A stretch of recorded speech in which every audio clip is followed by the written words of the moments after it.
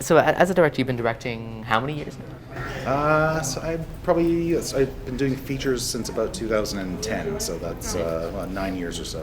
Yeah. That's awesome. So over your 9 years of success as a feature film director, what would you give to aspiring directors as the best advice? Oh my God, there's so much rejection in the industry. So at some point you have to take a monumental leap of faith. And so my first feature was financed with two investors named Visa and MasterCard, and they kind of helped me propel my feature career. So without the help of myself, I'm going to say, and some talented actors and crew who believed in our project, that we were able to start a film production company and kind of make our name for ourselves. So Kevin wanted to ask, do you think your Slavic heritage contributed to your success at all? As a Bulgarian, he wanted to know. I think everyone's heritage contributes because really once you own who you are, then the way you or wherever you were brought up, it kind of contributes to your work. And if you own it and if you own your past, it is really helpful for my work. Because I do draw for my life a lot too, and I'm proud of my heritage. So that's awesome. So what advice would you give to people trying to break into the industry at all, like prospective actors and stuff like that? I think be prepared for a lot of no's, but if you have a dream, pursue your dream and just really go after it, because I think that perseverance really does pay off. And if you believe in something, don't give up just because someone says no to you. Just do what you want to do, even though the road might be a little bit rocky and difficult. But I think in the end, it does pay off, one way or the other.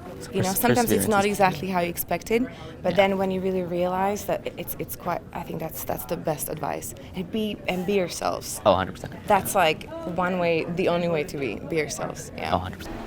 So do you have any advice for aspiring actors, and how did you kind of get to this point of obviously having a film at Whistler Film Festival?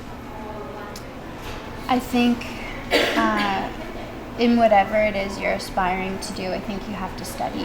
You just have to really immerse yourself in the world of it. And when I was starting out to be an actor, I lived it, I breathed it, everything I did was having to do with acting. So I read every book that I possibly could, and took as many classes as I could. And I think that's really it. Is you just have to be prepared to have it be a journey.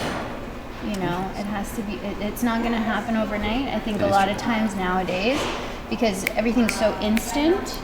Like we can, click a button and you send an email to someone, and it, you expect an answer right away. But I think when you really want to do something right, you want to be good at it. It takes time. That is true.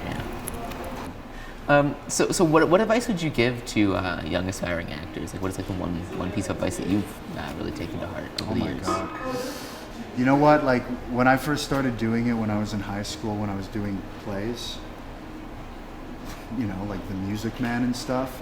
I had a natural impulse and natural kind of seed of love for it, and then I started acting professionally, and I got really intimidated by everything. And it took some time to kind of rediscover the original confidence that I had for it. So I would say, don't lose that. If you're an actor and you're gonna be in the industry, you're gonna be film and TV, don't let yourself get buried by all the complications of casting directors, and you go on set and there's so many people. Like, don't lose that instinct that you found that probably made you love it in the first place. Hold on to that. You can foster that, and that's really gonna help you become an artist. That's actually really amazing. That's fantastic advice. Thank you so much for your time, and look forward to seeing your film one day. I appreciate it, man.